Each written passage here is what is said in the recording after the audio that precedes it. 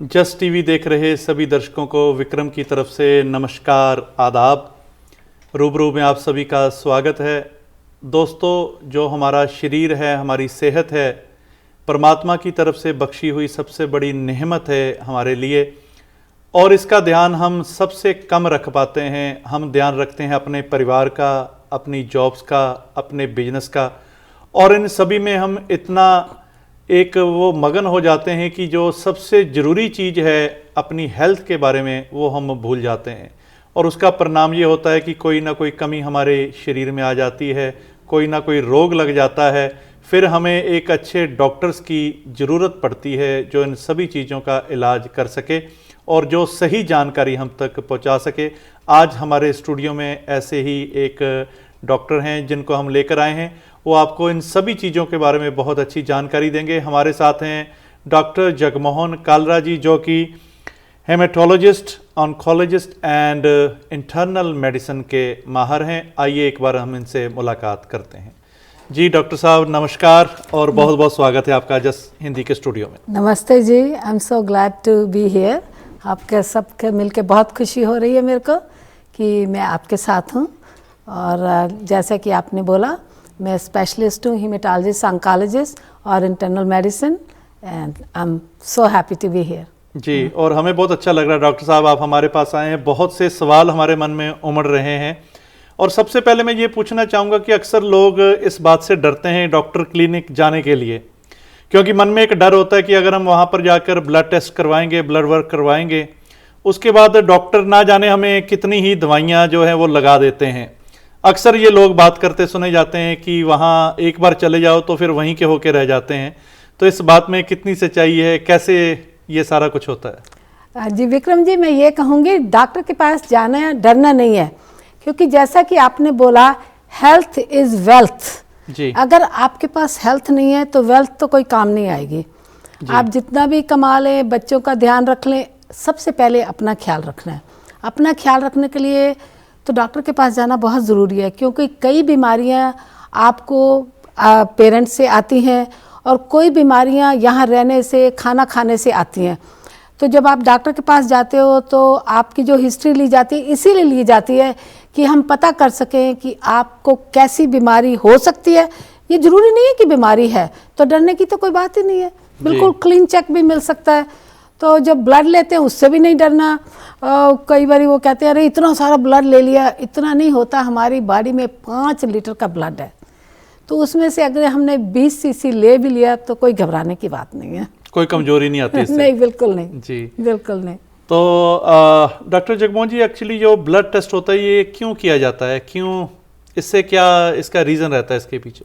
जो ब्लड से ना हमको बहुत सारी बातें पता लगती है। इससे ब्लड से पहले ना हम हिस्ट्री लेते हैं। जैसे आपसे पूछते हैं कि आपको पहले कोई बीमारी तो नहीं है, आपके पेरेंट्स को कोई बीमारी तो नहीं है, आप सिगरेट पीते हैं, स्मोक करते हैं, खाना कैसे खाते हैं, विटामिन। ये मैं ज़रूर कहूँगी, कई जो लोग आते हैं ना वो हमको बताते नहीं कि वे विटामिन लेते हैं, तो हमको पूछना पड़ता है। तो मैं चाहती हूँ कि जो भी देख रहे हों वो आके बता दें कि मैं दवाइयाँ तो लेता हूँ लेकिन विटामिन भी लेता हूँ। समटाइम्स विटामिन्स आर हार्मफुल, तो वो सारी बातें पहले बताओ।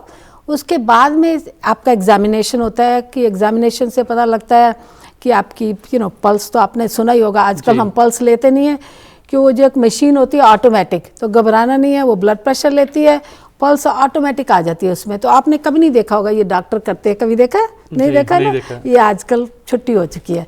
तो वो पल्स लेते हैं, ब्लड प्रेशर लेते हैं, आपका वेट जरूर लेते हैं। वेट से हमको पता लगता है कि क्या ब्लड में कुछ आ सकता है या कोई बीमारी आगे हो सकती है। उसके बाद में लिया जाता है ब्लड।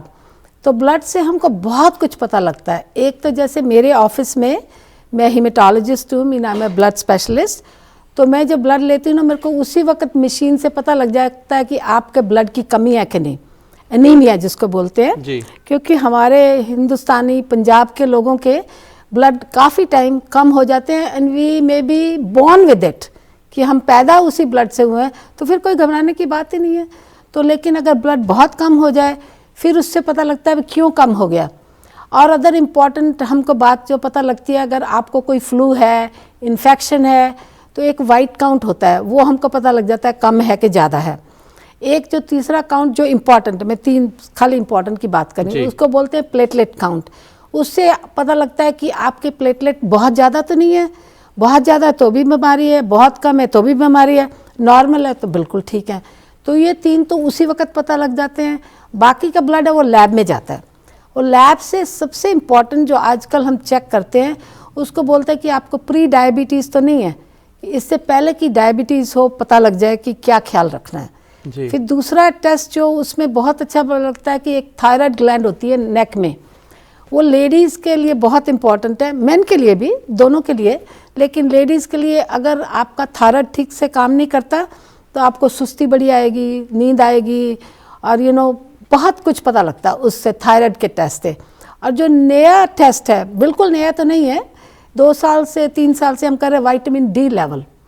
जो डी लेवल है आजकल बहुत कम आता सबका, क्योंकि धूप नहीं है, सर्दियों में कोविड के टाइम में हम घर बैठे रहे हैं, वो डी बहुत इंपॉर्टेंट है बीमारियों को फाइट करने के लिए जी। तो ये तो 3 चीज़ें तो डेफिनेटली चेक करते हैं। और भी किडनी का टेस्ट आता है, लीवर के टेस्ट आते हैं, कई बारी जो मरीज़ होते हैं उनको इंडिया से हम लोग आते हैं तो हेपेटाइटिस हुआ होता है, हेपेटाइटिस ए इंडिया में बहुत कॉमन है, तो वो भी पता लग जाता है कि उसके एंटीबॉडीज़ हैं कि नहीं। सो ब्लड से हमको बहुत इन्फॉर्मेशन मिलती है, और फिर डरने की बात ही नहीं है, क्योंकि इन्फॉर्मेशन इज़ पावरफुल।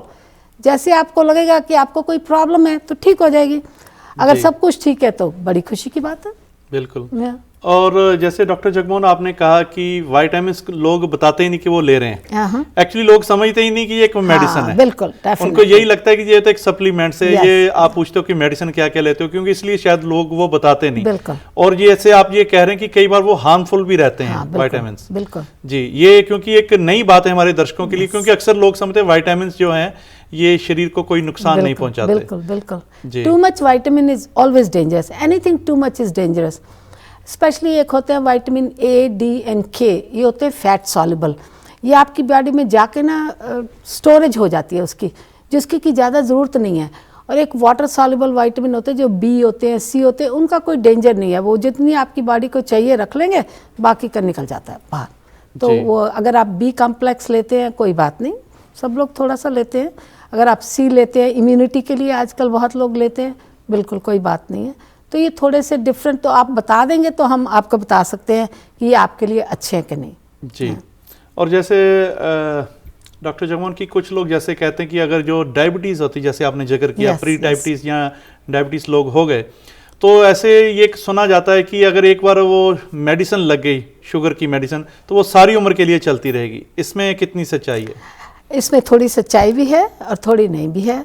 सच्चाई इसलिए, अगर आपकी ब्लड शुगर ज़्यादा, अगर आप कंट्रोल नहीं करेंगे ना ब्लड शुगर को, और डॉक्टर बोले दवाइयाँ लो, आप मैं नहीं ले रहा, मैं तो I don't want to take it, बहुत लोग बोलते हैं, तो उससे सारी बॉडी पे हार्मफुल इफ़ेक्ट होता है। ऊपर से स्टार्ट करूँ, आँखों में कैटरैक्ट आ सकता है, उसके बाद में विटामिन की कमी हो सकती है, लीवर बढ़ सकता है, और सबसे ज़्यादा जो होता है हार्ट के ऊपर असर होता है। हार्ट के ऊपर असर होता है तो हार्ट अटैक हो सकता है। और जो डायबिटिक पेशेंट को हार्ट अटैक होता है उसमें पेन नहीं होती, इट्स कॉल्ड पेनलेस। तो अगर सीवियर डायबिटीज़ है ना, तो आपको ये याद जब हार्ट अटैक होता है बिल्कुल पता ही नहीं लगता, खाली आपको थकान होगी, ब्रीदिंग होगी, आपका यार ऐसे ही हो रहा है, मैंने काम बहुत करा है। सो इसलिए डायबिटिक पेशेंट का बहुत इंपॉर्टेंट है शुगर कंट्रोल करना। जो कम शुगर हो जाए वो भी इम्पॉर्टेंट है, ज़्यादा हो जाए तो भी इम्पॉर्टेंट है। अगर कम शुगर होगी तो आपकी बॉडी में डिजीनेस आ जाएगी, आपके ब्रेन को इफेक्ट हो जाएगा, आपको पता नहीं लगेगा कहाँ पे है, पसीना आ जाएगा रात को सोते हुए। तो बहुत कंट्रोल बड़ा इंपॉर्टेंट है। तो आपने दूसरा क्वेश्चन पूछा कि हमेशा के लिए नहीं, अगर आपको प्री डायबिटीज़ है तो ज़रूरी नहीं है आपको दवाई शुरू करनी, आप कंट्रोल कर सकते हैं। अपना वेट कंट्रोल करिए, अपना जो है ना खाना पीना कंट्रोल करिए। आजकल डायबिटिक डाइट के चार्ट होते हैं, अपने डॉक्टर से बोलिए कि मुझे बताइए मुझे कितनी कैलोरीज लेनी है और कितनी एक्सरसाइज करनी है। तो जैसे ही आप वेट लूज़ करेंगे ना, तो फैट सेल्स कम हो जाते हैं। जो शुगर होती है ना, फैट सेल्स के अंदर बैठ जाती है और वहाँ से निकल के शुगर ज़्यादा हो जाती है जी। तो कम भी नहीं करना और बहुत ज़्यादा भी नहीं होनी चाहिए। तो अगर आप चाहते हैं लेवल बता दूँ तो अदरवाइज, तो this is important, you can lower your blood sugar a little bit. और ये क्वेश्चन जो मेरे से कभी पूछा जाता ना, अच्छा अब तो मेरी ब्लड शुगर ठीक है, मैं दवाइयाँ बंद कर दूँ, बिल्कुल नहीं। दवाइयों के कारण ये शुगर ठीक चल रही दवाइयों है, की वजह से वो ठीक। Same thing with the blood pressure. बहुत बार ये क्वेश्चन आता है, डॉक्टर मेरा ब्लड प्रेशर तो कब से ठीक चल रहा है, अब मुझे दवाइयाँ खाने की क्या जरूरत है? अरे भाई, दवाइयों से ही ठीक चल रहा है। अगर दवाई नहीं खाएंगे तो ब्लड प्रेशर की तो आपको मालूम है सीरियस प्रॉब्लम होती है, हार्ट अटैक है, स्ट्रोक है, और पैरों में खून नहीं जाएगा तो वहाँ भी प्रॉब्लम हो सकती है, और lots of problems. Blood pressure, sugar बहुत इंपॉर्टेंट चीज़ें हैं आपको, इसलिए डॉक्टर के पास आपको रेगुलरली जाना चाहिए। जी डॉक्टर जगमोहन जी, यहाँ पर समय हो चला है एक ब्रेक का, बहुत और भी आपसे बातें करनी है, लेकिन ब्रेक के बाद ये करेंगे। और दर्शकों कहीं ना जाइएगा, और बहुत सारी जानकारी हेल्थ रिलेटेड हम जानेंगे डॉक्टर जगमोहन जी से एक ब्रेक के बाद। ब्रेक के बाद एक बार फिर से आप सभी का बहुत बहुत स्वागत है रूबरू में। आज हमारे साथ हैं डॉक्टर जगमोहन जी, जो कि स्पेशलिस्ट हैं कैंसर के, ब्लड वर्क के, इंटरनल मेडिसिन के, सभी चीज़ों के बारे में हमें जानकारी दे रहे हैं। आइए एक बार फिर इनसे हम मुलाकात करते हैं। जी डॉक्टर जगमोहन जी, एक बार फिर से बहुत बहुत स्वागत है आपका। Thank you very much. Break पे जाने से पहले आप बता रहे थे शुगर के बारे में, डायबिटीज़ के बारे में। अक्सर ये होता है कि जिनको शुगर हो जाती है उनके जो पाँव होते हैं उनमें काफ़ी स्वेलिंग रहने लग जाती है, इसका क्या कारण रहता है? जब शुगर अगर मेंटेन ना करो अपनी, तो जो ब्लड की सर्कुलेशन ठीक नहीं होती, तो if the blood doesn't flow in your body, पैरों में स्पेशली, आपने देखा होगा अगर कोई चोट वोट लग जाए तो वो हील ही नहीं होती। It is so dangerous, you know why, because उससे इन्फेक्शन बोन में भी जा सकता है। तो इसलिए आपने देखा होगा जो अगर डायबिटीज़ है तो आपको रेकमेंड करेंगे कि पोडाइट्रिस्ट के पास रेगुलरली जाना है, और खुद नाखून नहीं काटने हैं। ये पता नहीं लोगों को मालूम है कि नहीं, अगर नाखून जरा भी अंदर में कट गया, उसके पैर में इन्फेक्शन होगी तो ठीक नहीं होगी तो पैर भी काटना पड़ सकता है, अंगूठा काटना। तो मतलब खतरनाक ये सिचुएशन रहती है। Diabetes is a very dangerous disease, but अगर कंट्रोल करो तो नॉर्मल लाइफ, नो प्रॉब्लम। या तो वो सर्कुलेशन कम हो जाती है, और डायबिटीज़ के साथ किडनीज ख़राब हो जाती हैं, क्योंकि किडनीज में ब्लड नहीं जाता ठीक से। डायबिटीज़ से क्या होता है, जो ब्लड की जो छोटी छोटी होती है नाड़ियाँ ही समझ लो, उनके अंदर ब्लड फ्लो नहीं करता। तो ब्लड फ्लो नहीं करता तो वो ऑर्गन ठीक से काम नहीं करता। जो ऑर्गन अपना काम नहीं करेगा तो फिर पानी निकलता नहीं हमारी बॉडी से, अंदर चला जाता है, पैरों में सूजन आ जाती है। तो इसके लिए ज़रूरी है कि रेगुलर चेकअप्स भी ज़रूरी हैं, और जैसे आपने कहा कि जो पाँव को चेक करते हैं डॉक्टर, उनके पास जाके नाखून भी जो है आप कह रहे हैं कि और ये बहुत बड़ी बात है, अक्सर ये लोगों को पता नहीं इस बारे में। बिल्कुल बिल्कुल पक्का। अगर आपकी ब्लड शुगर 200 से ज़्यादा है, यू नो, दवाई के साथ भी कई लोगों की, मैंने तो 400-500 भी देखी हुई है, तो उनको तो सीधा हॉस्पिटल में एडमिट करना पड़ता है। तो कोशिश करें कि आपकी ब्लड शुगर 150 से नीचे रहे। फास्टिंग जो होती है ना 100 से नीचे रहे, और अगर खाने के बाद 125-150 से ऊपर नहीं जानी चाहिए। उसके लिए बहुत दवाइयाँ हैं। ये खाना खाने के कितनी देर के बाद जो हम चेक कर सकते हैं, कितनी रहनी चाहिए? देखो, अगर आपको सीरियस डायबिटीज़ है तो खाने से पहले भी चेक करनी है, और खाने के 2 घंटे के बाद चेक करनी है। और एक और मैं बात बता दूं, प्रेगनेंसी में भी डायबिटीज़ हो जाती है, और जो प्रेगनेंसी की डायबिटीज़ होती है वो ठीक भी हो सकती है, क्योंकि बेबी के साथ में हार्मोन्स होते हैं, शुगर बढ़ जाती है, वो टेम्परेरी हो सकती है। सो दैट डजंट मीन कि आप हमेशा के लिए डायबिटिक हो गए। सो ये सब जो प्रेगनेंसी में जो डायबिटीज होती है प्रेगनेंसी वो टेम्परेरी भी हो सकती है। यस जी, पर परमानेंट भी रह सकती है। तो इसलिए अगेन, तो जिसको तो सीरियस डायबिटीज़ है उसके लिए हीमोग्लोबिन A1C ना एवरी 3 मंथ्स चेक करते हैं, डिपेंडिंग ऑन द लेवल। अगर आपका लेवल लेस देन 6 है, हीमोग्लोबिन A1C मीन्स कि प्री डायबिटिक वाला टेस्ट होता है। अगर तो लेस देन 6 मीन प्रेफरेबली 5.7, कोई लैब बोलती है 5.6, लेकिन अगर आपका 5.9 है तो means you are getting toward that, so you have to be more careful, और you have to go on some prevention medicine. जी, और डॉक्टर जगमोहन जी, ये तो बात रही डायबिटीज़ वालों की। एक अक्सर ये जो बहुत सारे लोगों में कॉमन एक चीज़ है, डिजीज़ है कि ब्लड प्रेशर बहुत ज़्यादा आजकल देखने को मिल रहा है। तो ये किस कारण से ब्लड प्रेशर जो है इतना बढ़ रहा है? आप बताइए, ब्लड प्रेशर क्यों? कितना स्ट्रेस, हम काम कितना करते हैं बताइए, इतना काम करते हैं, और आपकी लाइफ है भाग दौड़ में, स्ट्रेस इज़ वन फैक्टर, और बाकी तो ब्लड प्रेशर और diabetes sometimes go hand in hand. सबसे इम्पॉर्टेंट बात देखने वाली है कि आपके फैमिली में तो ब्लड प्रेशर नहीं था, तो फैमिली से, इसीलिए जो depending on the age, blood pressure reading में भी लिटिल बिट डिफरेंट। सो जो यंग लोग होते हैं उनको वंस ए ईयर चेकअप के लिए चले जाना चाहिए ब्लड प्रेशर के लिए, और जो अगर आप ओवर 40 ओवर 50 हैं तो you have to go more often depending on your blood pressure. जो रेगुलर ब्लड प्रेशर हम बोलते हैं नॉर्मल है, हम कहते हैं 120 over 80 जी। तो लेकिन sometimes after the age of 60 70 it could be little 85 और नथिंग, एज लॉन्ग एज दो ब्लड प्रेशर होते हैं, एक ऊपर वाला जिसको सिस्टोलिक बोलते हैं, नीचे वाला डायस्टोलिक। ऊपर वाला हम 130 से ऊपर नहीं चाहते किसी का हो, और नीचे वाला 90 से ऊपर ना हो। अगर ऊपर वाला, अगर आप डॉक्टर के ऑफिस में गए ना तो आप याद रखना आपका पहली बार जाएंगे आएगा ही ज़्यादा, फिक्र करने की बात नहीं है, क्योंकि वो डॉक्टर को देख के एंग्जाइटी हो जाती है तो ब्लड प्रेशर ज़्यादा हो जाता है। तो मैं पता क्या रेकमेंड करती हूँ, मैं बताती हूँ कि आप अगर बोलो अपने डॉक्टर का ये जो भी मेडिकल असिस्टेंट ब्लड प्रेशर ले, एकदम से मत लो, क्योंकि जैसे आपको टेबल के ऊपर बिठाते हैं हार्ट ऐसे ऐसे करता है, और वो टेबल का एक स्टेप चढ़ते ही ना ब्लड प्रेशर आपका ज़्यादा हो सकता है। तो फर्स्ट टाइम ज़्यादा आएगा, तो आप आराम से रिलैक्स करिए।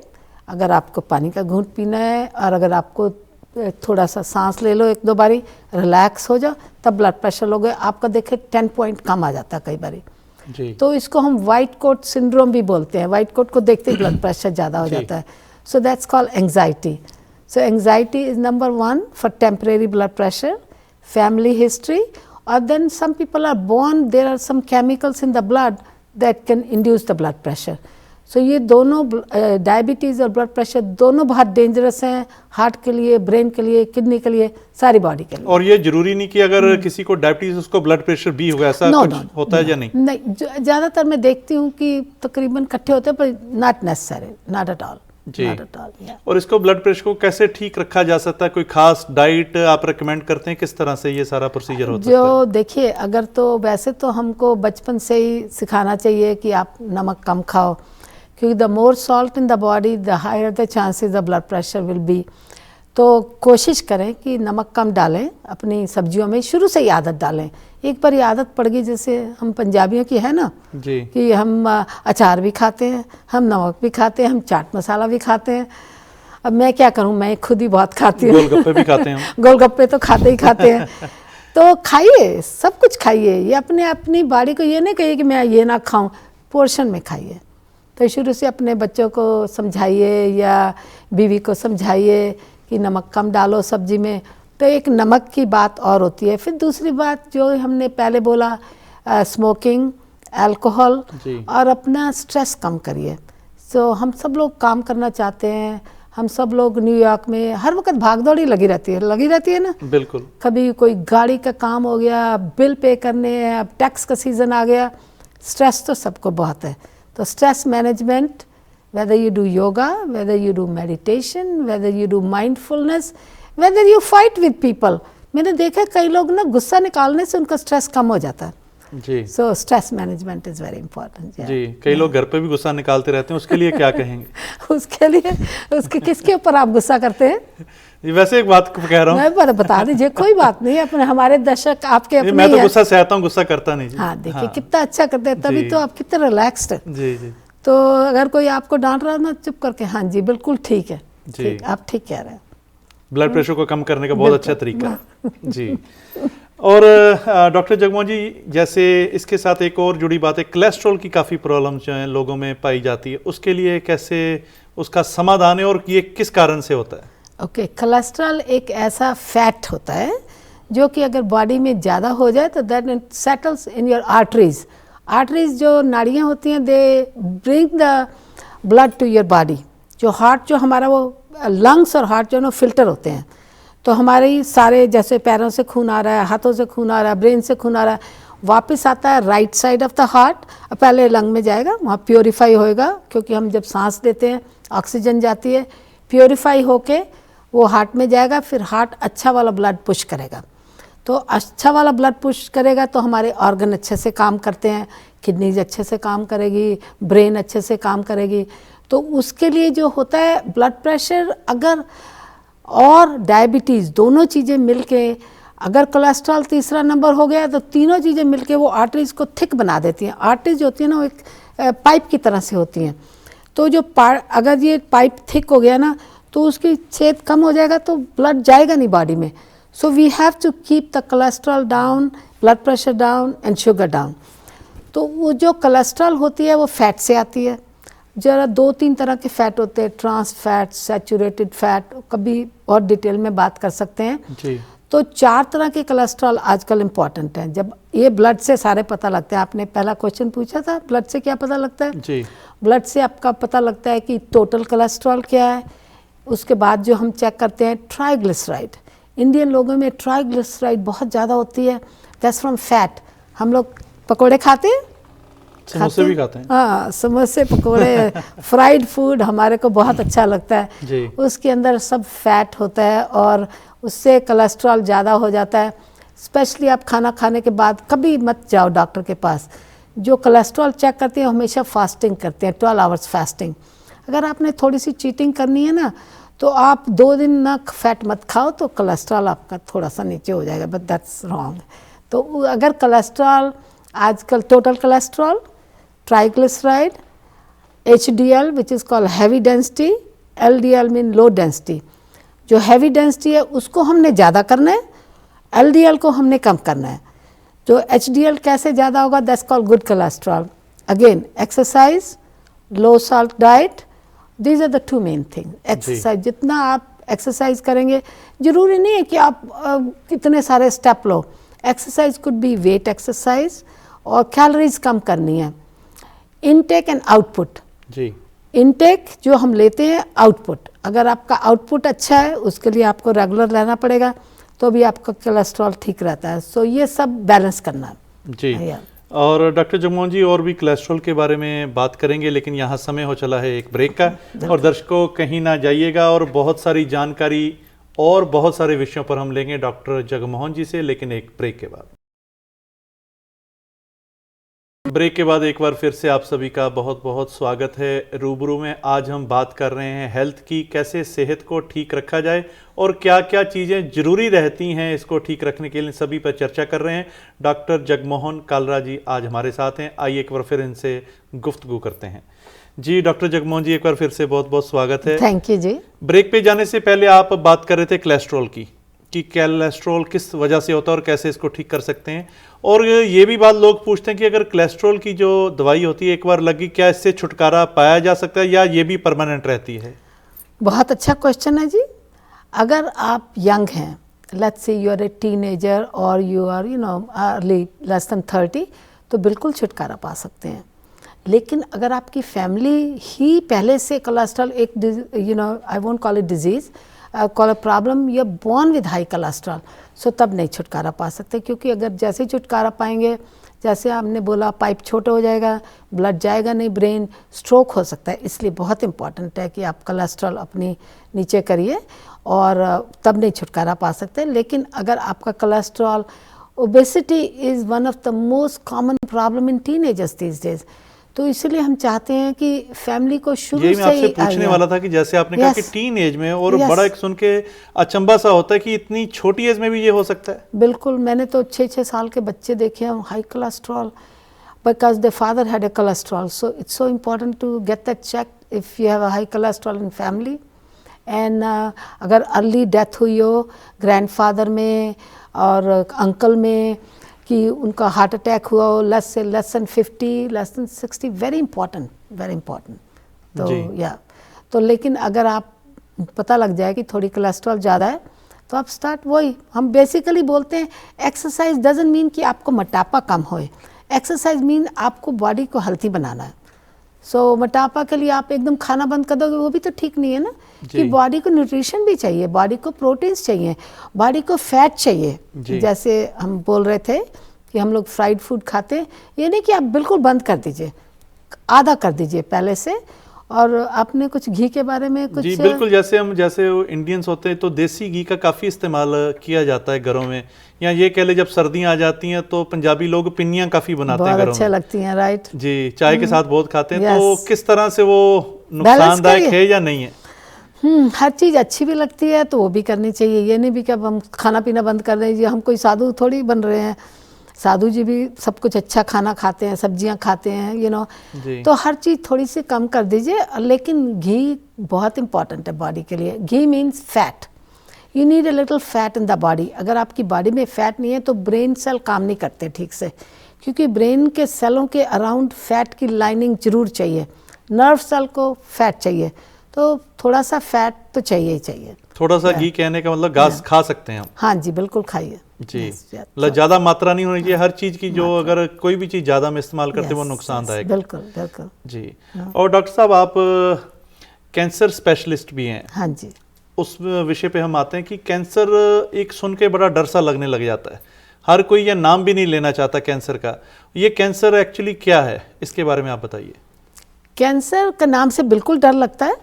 एक तो मुझे लगता है ये नाम को चेंज कर देना चाहिए, बट चेंज करेंगे तो फिर लोग चेकअप के लिए नहीं जाएंगे।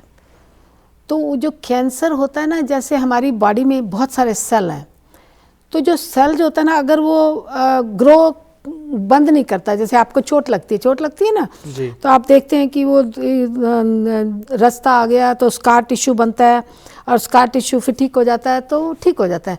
लेकिन जो कैंसर होता है ना, उसमें वो सेल जो है ना, उनको भूल जाता है कि मैंने स्टॉप करनी है ग्रोथ, तो वो उसको बोलते हैं कि जो सेल है एबनॉर्मल हो चुका है, और वो ग्रो करता जाता है, और इतना बड़ा हो जाता है कि उसके सेल निकल के सारी बॉडी में फैल जाते हैं। और जब वो फैल जाते हैं तो जैसे बड़े होते हैं, जैसे लंग में फैलेंगे तो आपको सांस नहीं रह जाएगा, अगर लीवर में जाएंगे तो लीवर काम नहीं करेगा, ब्रेन में जाएंगे तो ब्रेन काम नहीं करेगी। तो इससे पहले कि ये सेल बड़ा होए, आपको चेकअप के लिए जाना चाहिए, और उसके लिए तो बहुत इम्पॉर्टेंट है कि हम लोग रेगुलर चेकअप कराएं। एज के ऊपर डिपेंड करता है। जैसे अब ब्लड टेस्ट की बात कर रहे हैं, ब्लड टेस्ट से ये पता चल जाता है कि ये कैंसर है? नहीं, बिल्कुल नहीं जी। कोई भी कैंसर ब्लड से नहीं पता लगता। एक ही कैंसर है, उसको बोलते हैं ल्यूकीमिया, वो ब्लड कैंसर होता है, वो ही पता लगता है। और कोई कैंसर आप नहीं कह सकते कि आपको कैंसर है। अगर ब्लड कम है तो कैंसर हो सकता है, लेकिन वो डायग्नोसिस नहीं है। तो खाली ल्यूकीमिया का डायग्नोसिस ब्लड से पता लगता है। बाकी सब के लिए, जैसे अगर आपका ब्लड कम हो गया बहुत, उसको जैसे मैंने बोला एनीमिया, तो फिर हम चेक करते हैं कि किस तरह का एनीमिया है। जो एनीमिया होता है ना, सबसे कॉमन एनीमिया होता है आयरन डेफिशिएंसी। तो यंग फीमेल होती है ना, वो आयरन डेफिशिएंसी बहुत कॉमन है बिकॉज ऑफ पीरियड्स, सो वो कैंसर नहीं है। लेकिन कभी भी जब लेडीज़ को मेनोपॉज हो जाए और मेन को एनीमिया है, then we have to look further. अगर जो मेन को एनीमिया है, we definitely have to look कि क्यों है। एक तो आप बॉर्न हो सकते हैं, that's very different, but if you are not born with anaemia, किसी भी आदमी को एनीमिया हो तो हमने देखना ही देखना है कि उनको कोई कैंसर तो नहीं है जी। Very important. और वो कैंसर जो हम देखना चाहते हैं एनीमिया से, ये ब्लड से पता लग रहा है, वो है, उसको बोलते हैं कोलन कैंसर। तो आजकल कोलन कैंसर मंथ चल रहा है, अभी मार्च में है हम, March is called colon cancer awareness month. So मैं आप सबको अवेयर करा दूं कि पहले हम लोग जो गाइडलाइंस थी वो एज 50 था, 50 से आपको कोलोनोस्कोपी कराने चाहिए। और भी टेस्ट होते हैं, लेकिन colonoscopy is the best test if you don't have any other problem. तो अब जो नई गाइडलाइंस हैं, because we live in this country, खाना हमारा यहाँ का है, प्रिजर्वेटिव हमारे यहाँ पे हैं, तो हमारी बॉडी प्रोन टू कैंसर हो चुकी है। तो अब एज हो गई 45। After age 45 both men and women should go for cancer checkup. So it's called colon cancer awareness month, colonoscopy. थोड़ा डिफिकल्ट टेस्ट है, but it's an important test जी। जी, पर ये जरूरी है जिसलिए आप कह रहे हैं। यस, अगर एनीमिया है तो जी। अदरवाइज तो वो आप डॉक्टर के पास जाएंगे, primary doctor, they check your stool की ब्लीडिंग है कि नहीं। जी। और डॉक्टर जगमोहन जी, ये कैंसर किस कारण से होता है, इसके कारण क्या रहते हैं?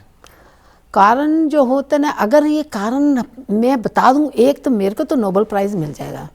कारण इसके again we go through same, hereditary is very important, क्योंकि अगर आपकी फैमिली में ब्रेस्ट कैंसर है, सबसे ऊपर नंबर ब्रेस्ट कैंसर का आता है जी। अगर आपकी let's say your sister, your mother, your grandmother, whether father side और mother side, you have more chances of breast cancer. ऐसे ही आजकल बाकी के कैंसर, कोलन कैंसर भी फैमिली में से आ सकता है एक डिजीज़। और प्रॉब्लम होती कहते पॉलिप्स, कोलोनोस्कोपी से पता लगता है अगर आपके पॉलिप हैं, you are more prone to cancer. लेकिन जो कैंसर होता है ना, इसका एक कॉज नहीं है, इसका बोलते हैं कि 2-3 स्टेप होते हैं जिस एनवायरनमेंट में हम रहते हैं। सिगरेट स्मोकिंग सबसे इम्पॉर्टेंट है, उसको क्विट करना। एक जो हमारे इंडियन काफ़ी लोग जो पान वगैरह खाते हैं, वो पान वगैरह खाने से कई बारी माउथ में कैंसर हो सकता है। ये तो यू नो हम प्रिवेंट कर सकते हैं। सिगरेट स्मोकिंग और पान खाना और drinking makes you prone to oesophagus, वो फूड पाइप का कैंसर, पैंक्रियाटिक कैंसर और भी प्रॉब्लम्स ड्रिंकिंग से होती हैं। ये तो हम अवॉइड कर सकते हैं। लेकिन the basic cause of cancer की सेल एबनॉर्मल क्यों हो जाता है? हमारे में भी सेल हैं, आप में भी हैं, हम सब में सेल हैं जी, लेकिन वो नॉर्मल सेल हैं। अगर वो सेल एबनॉर्मल हो जाए किसी वजह से तो वो कैंसर बन सकता है। तो वो अभी तक नहीं पता लग सका कि बड़ी थियरीज हैं, बहुत फैक्टर्स हैं, लेकिन कोई एक नहीं हमको मालूम कि यहाँ से दूसरे लाइन पे तीसरे पे कैसे गए। एक जो होता है वो स्टार्ट होता है, बीच में स्टिमुलेट करता है सेल को, थर्ड वो कैंसर बन जाता है। कभी यहाँ पे अटक जाए तो भी ठीक है, कैंसर नहीं होगा, लेकिन वो 3 स्टेप्स। जी। और जैसे एक चीज़ हम सुनते हैं कि जो माइक्रोवेव हम यूज़ करते हैं खाना गर्म करने के लिए, कहते हैं इससे भी बहुत ज़्यादा जो एक खतरनाक है ये माइक्रोवेव, इससे भी कैंसर होता है। इस बात में कितनी सच्चाई है? जब शुरू में माइक्रोवेव आए थे ना, तो हम लोग खरीदना भी नहीं चाहते थे। हम सोचते थे कि हो सकता है कैंसर, लेकिन जो आजकल के माइक्रोवेव हैं बड़े सेफ़ हैं और आपको पता होगा उसमें डबल डोर होते हैं। It's not same thing with the cell phone. वो लोग कहते हैं इलेक्ट्रॉनिक आ जाएगा, ब्रेन कैंसर। जो चीज़ें sometimes get a brain cancer, ओ इसने बहुत सेल यूज़ करा, देयर इज़ नो पूरी सच्चाई प्रूव नहीं है। सो आई वोंट से कि आप ये बंद कर दो यूज़ करना, नहीं जी। मतलब इस बारे में ये पूरे हार्मफुल भी नहीं है, अगर हम कह नहीं सकते कि ये पूरी तरह से खतरनाक है या कैसे। क्योंकि जो भी स्टडीज़ अभी तक आई है ना, उससे प्रूव नहीं हुआ कि ये कैंसर करते हैं। जी डॉक्टर साहब, यहाँ पर समय हो चला एक ब्रेक का, और बहुत सारी फिर और भी बातें करेंगे ब्रेक के बाद। डेफिनेटली। और दर्शकों कहीं ना जाइएगा, और बहुत सारी सुंदर जानकारी हेल्थ रिलेटेड हम बातें जानेंगे डॉक्टर जगमोहन जी से, लेकिन एक छोटे से ब्रेक के बाद। ब्रेक के बाद एक बार फिर से आपका बहुत बहुत स्वागत है रूबरू में। आज हम हेल्थ की बात कर रहे हैं कि कैसे अपनी हेल्थ को हम ठीक कर सकते हैं, इसके लिए क्या क्या ज़रूरी है, किन किन चीज़ों से बचना ज़रूरी है। इन सभी विषयों पर चर्चा कर रहे हैं डॉक्टर जगमोहन कालरा जी के साथ। आइए एक बार फिर इनसे मुलाकात करते हैं। जी डॉक्टर जगमोहन जी, एक बार फिर बहुत बहुत स्वागत है। Thank you. और ब्रेक पे जाने से पहले हम बात कर रहे थे कैंसर की। तो कैंसर से किस तरह से बचा जा सकता है, इसके लिए क्या क्या बचाव के लिए हम कर सकते हैं, ये आप हमारे दर्शकों को जरूर बताइए। बहुत अच्छा क्वेश्चन है जी। बचने के लिए हमको वही लाइफस्टाइल थोड़ा सा चेंज करना पड़ेगा। थियरीज तो बहुत हैं, लेकिन बिल्कुल ऐसे कोई प्रूवन नहीं है कि आप बिल्कुल कैंसर से बच सकते हो। एक तो एज रिलेटेड है काफ़ी सारे, लेकिन कई कैंसर बच्चों में भी हो सकते हैं, तो हम ये नहीं कह सकते कि ये बच्चे भी कैंसर नहीं होगा। तो जो कैंसर हम अपना बचाव कर सकते हैं, cancer is number 2 cause death in this country. Number 1 is still heart disease, लेकिन लास्ट 2 ईयर्स जो आपने देखा, कोविड ने नंबर 1 ले लिया था, लेकिन covid is getting better, thank God, and we still should protect our self. तो जो कैंसर है वो नंबर 2 पे आता है। और सबसे इम्पॉर्टेंट जो कैंसर हम अब जानना चाहते हैं वो है ब्रेस्ट कैंसर वुमेन में। तो उसको प्रिवेंट करने के लिए जो हमने पहले बताया, लाइफस्टाइल थोड़ा चेंज करिए, स्ट्रेस मैनेजमेंट करिए, ओबेसिटी कम करिए, क्योंकि ओबेसिटी में ना फैट सेल्स बड़े होते हैं। जब फैट सेल्स बड़े होते हैं उनके अंदर हार्मोन्स भी बड़े होते हैं। जो ब्रेस्ट कैंसर होता है वो हार्मोन से होता है।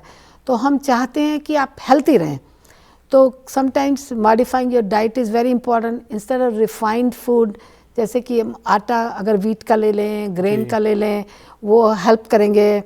Exercise, smoking is number 1 cause. Please if you smoke, cut down. मैं नहीं कह सकती कि बिल्कुल बंद कर दे, क्योंकि फिर आपका स्ट्रेस हो जाएगा। धीरे धीरे कट करिए, और अगेन ड्रिंकिंग कम करिए। ये जो है इम्पॉर्टेंट कॉज है प्रिवेंट करने के लिए। लेकिन आप बिल्कुल प्रिवेंट नहीं कर सकते, because we don't know the cause of cancer. तो अगर आप रेगुलर चेकअप के लिए जाएंगे, तो वो रेगुलर चेकअप में आप प्रिवेंट कर सकते हैं, specially breast cancer in women. तो जो हम एज बताते हैं, age 40, from age 40 number 1 base line, and it's very important to have a mammogram. So mammogram में बड़े जल्दी पता लग जाता है कि कोई प्रॉब्लम है। Doesn't have to be cancer, लेकिन it could be predisposing to cancer. तो मैं तो बहुत यंग पेशेंट भी कई बार देखती हूँ, तो अगर रेगुलरली अगर तो प्रॉब्लम आएगी तो एवरी 6 मंथ्स भी जाना पड़ सकता है, और मेमोग्राम के साथ सोनोग्राम भी करते हैं जी। अगर कोई प्रॉब्लम नहीं तो एनुअल मींस 1 ईयर मेमोग्राम कराना है, और इस कंट्री में तो करते ही रहना चाहिए। तो पीछे क्या हुआ, पिछले 2 साल से ड्यूरिंग कोविड लोग नहीं जा सके, तो हमने देखा कि इंक्रीज हो गई इंसिडेंस। जी। जो incidence increase, again it may not be cancer, डरने की जरूरत नहीं है।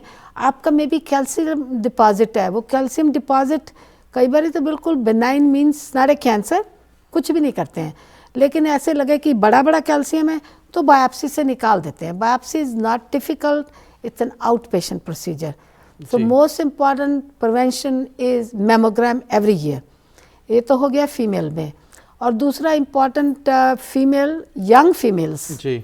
यंग फीमेल में एक कैंसर है, young means even teenagers, we can prevent, is called cervical cancer.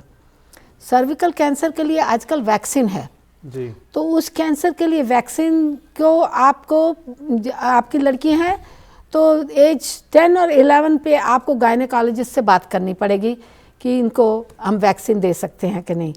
तो ये वो एक ही कैंसर है जिसकी आजकल वैक्सीन है, और किसी भी कैंसर की वैक्सीन नहीं है जी। तो और डॉक्टर जगमोहन जी, कोई खास तरह की डाइट आप रिकमेंड करना चाहें हमारे व्यूअर्स को, क्या खाना चाहिए, क्या प्रिकॉशन लेना चाहिए खाने में, कुछ इस तरह से कैसे उनसे बचा जा सकता है? अगेन डाइट जो है ना, अपनी कोशिश करिए सिंपल रखिए, घी कम डालिए, हम जैसे बोला होल ग्रेन ज़्यादा इस्तेमाल करिए जी। वेजिटेबल्स वेरी इंपॉर्टेंट, और जो ग्रेप्स होते हैं ना, grape juice, cranberry juice is very good, क्योंकि उनके अंदर एंटीऑक्सीडेंट होता है। तो जो सेल्स होते हैं उनको ऑक्सीजन चाहिए होता है कि वो निकाल से, तो एंटीऑक्सीडेंट, ग्रेप फ्रूट, एप्पल्स, आपने सुना होगा 1 Apple a day keeps the doctors away. बिल्कुल ट्रू तो नहीं है, बट थोड़ा हेल्थी होता है एप्पल।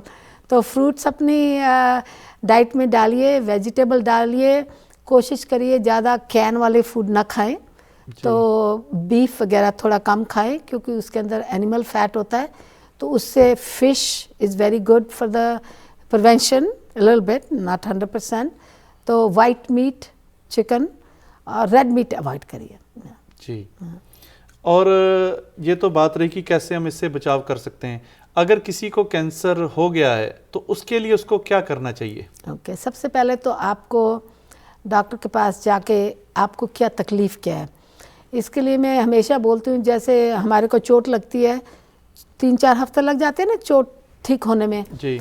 तो जो भी आपकी बॉडी में प्रॉब्लम आ रही है ना, अगर वो हमारा होता था 6 हफ्ते, अगर 6 हफ्ते से ज़्यादा वो प्रॉब्लम है so you have to go for a checkup, very important. आजकल खांसी होती है तो हम फटाफट कोविड टेस्ट कराते हैं, पहले हम कहते थे अगर खांसी 4 हफ्ते 6 हफ्ते में ना ठीक हो, you have to check for cancer. अगर आपको ब्लीडिंग हो रही है, जैसे पाइल्स वेरी कॉमन है राइट, हेमरॉइड्स बोलते हैं, अगर वो ब्लीडिंग हो रही है, very important to get it checked. वो पाइल्स ना होके कैंसर भी हो सकता है, तो ये तो चेकअप के लिए जाने के लिए। और जैसे आपको सबसे पेट में दर्द हो रही है, तो क्या हम जैसा खाना खाते हैं इंडाइजेशन होती है जी, मेरे को भी होती है, आपको भी होती है, तो अगर वो इंडाइजेशन आपकी हफ्ते में 2 बार ही होती है, कोई भी खाना जो आप खाते हैं तो 2 बार ही होती है, that means there is some problem, उसको बोलते हैं एसिड, आपकी बॉडी बहुत एसिड बना रही है। अगर वो आप उसकी ट्रीटमेंट नहीं करेंगे तो वो धीरे धीरे स्टमक में कैंसर भी बन सकता है। तो ये जो भी बातें 4-6 हफ्ते में ठीक ना होए, उसके लिए डेफिनेटली चेकअप कराना पड़ता है। तो ब्रेस्ट कैंसर तो हमने बता दिया, स्टमक कैंसर के लिए अगर आपके पेट दर्द हो रही है, गैस ज़्यादा बनती है जी। तो आपको गैस्ट्रोएंटरोलॉजिस्ट के पास में एंडोस्कोपिक जरूर करानी चाहिए, कि acid reflux is very common these days, तो उसको हमने ट्रीटमेंट करना है जी। तो ये प्रिवेंट कर सकते हैं आप। अगर आपका हेमरॉइड ब्लीडिंग हो रही है तो चेकअप के लिए जाना कि कोई कोलन कैंसर तो नहीं है, और नीचे में भी कैंसर हो सकता है। गायनेकोलॉजिस्ट के बाद अगर आप यंग हैं 1 ईयर, उसमें बोलते हैं पैप टेस्ट करते हैं, पैप टेस्ट से सर्विकल कैंसर को प्रिवेंट कर सकते हैं। और लेकिन अगर मेनोपॉज हो गया तो every 3 years checkup, there are other cancers, any time there is something abnormal, उसको चेक कराना है। लेकिन sometimes there are no symptoms, you just feel so tired, कोई एनर्जी नहीं है, क्या हो गया मेरे को, ऐसे तो पहले नहीं होता था। Then also there is a cancer called pancreatic cancer, weight loss और टायर्डनेस। आजकल pancreatic cancer is very getting more common, so वो बड़ा सीरियस कैंसर है जी। और डॉक्टर जगमोहन जी, जैसे आपने बात करी कि पिछले लगभग 2 सालों से हम कोविड के दौर से निकले, आज के समय में अगर हम बात करें तो कोविड कहाँ पर खड़ा है? जो लेटेस्ट रिपोर्ट आती है ना, कोविड एक ऐसा प्रॉब्लम है जिसका भी ठीक से हमको पूरा मालूम ही नहीं है। एक हफ्ता बोलेंगे बिल्कुल ठीक है, आप निकल जाओ बाहर, मास्क मत लगाओ, जो मर्जी करो। अभी कल जो रिपोर्ट आई है, एक कोई वेरिएंट्स मीन वायरस जो होता है ना, अपने आप को एडजस्ट कर लेता है। अगर तुमने ट्रीटमेंट निकाल दी, मैं अपना दूसरा शेप ले लेता हूँ। जैसे कि कमेलियन होती है ना, वो 10 रंग होते हैं, दूसरे रंग में आ जाता है। तो अभी जो नया वेरिएंट आया, इट्स कॉल्ड BA.2, तो वो कहते हैं बड़ा कम्युनिकेबल है, कि बड़े जल्दी हो जाता है, लेकिन इतना सीरियस नहीं है। But why should we even get some illness? तो अगेन हमको जो अपनी प्रिकॉशंस ना, जहाँ पे मास्क लगानी है भीड़ में, ज़रूर करनी चाहिए। तो अभी इनको पता नहीं लगा कि every day there is a different thing, कि आज मास्क लगाओ, भीड़ में जाना है। अब मैं अभी रिसेंटली ब्रॉडवे शो में गई थी, हम सबको मास्क लगा के बिठाया हुआ था 2-3 घंटे, we had to. So we should be doing whatever is needed at that time. बिल्कुल, जितना हम प्रिकॉशन ले सकें अपने लिए ही ये फायदेमंद है। हाथ ज़रूर धोएं जी, जो पहले थे। अब इतना भी स्ट्रिक्ट भी नहीं है, पर टेक ऑल द प्रिकॉशन। अगर किसी को खांसी हो गई तो उस बंदे को ही चाहिए कि आप लोगों की भीड़ में मत जाओ, शायद हो तो, क्योंकि it's very common, it's like a virus जी, soon it will be like a flu virus. अभी देखिए 3 वैक्सीन हम लगवा चुके हैं, चौथी का भी वो कह रहे हैं कि लगवाना चाहिए, क्योंकि आपकी इम्यूनिटी नहीं है इसके। Specially people have diabetes over 50 may need another booster very soon जी। और डॉक्टर जगमोहन जी, जाते जाते आप हमारे दर्शकों को क्या संदेश देना चाहेंगे? मैं आप सबको यही कहूँगी, हेल्थ इज़ वेल्थ। अगर आप हेल्थ रखेंगे, आप खुश रहेंगे, अपनी फैमिली को खुश रखेंगे, अपने बच्चों को खुश रखेंगे, अच्छे से काम कर सकेंगे, तो अपने आप को हैप्पी स्टेट में लाइए और हेल्थ अपनी ठीक रखिए, तो आप भी अच्छे और आपकी फैमिली भी अच्छी और आपकी कम्युनिटी भी अच्छी जी। बिल्कुल यस और आप हमारे स्टूडियो में आए, इसके लिए हम आपका दिल से आभार प्रकट करते हैं। थैंक यू सो मच, आपने अपना कीमती समय हमें दिया। Thank you once again. और दर्शकों, ये थे डॉक्टर जगमोहन जी, जो कि बहुत सुंदर जानकारी हेल्थ रिलेटेड हमारे साथ इन्होंने साझा किया। और आप हमसे बात करने के लिए हमें ईमेल भी कर सकते हैं। हमारा ईमेल है vikram@justbroadcasting.com और info@justbroadcasting.com। कल फिर मिलेंगे एक नई सोच के साथ, एक नए गेस्ट के साथ। आज के लिए विक्रम को दीजिए इजाज़त। नमस्कार, धन्यवाद। नमस्ते टू ऑल ऑफ देम, सत श्री अकाल, फिर मुलाकात होगी। Thank you so much for having me जी, it was a pleasure. Yes.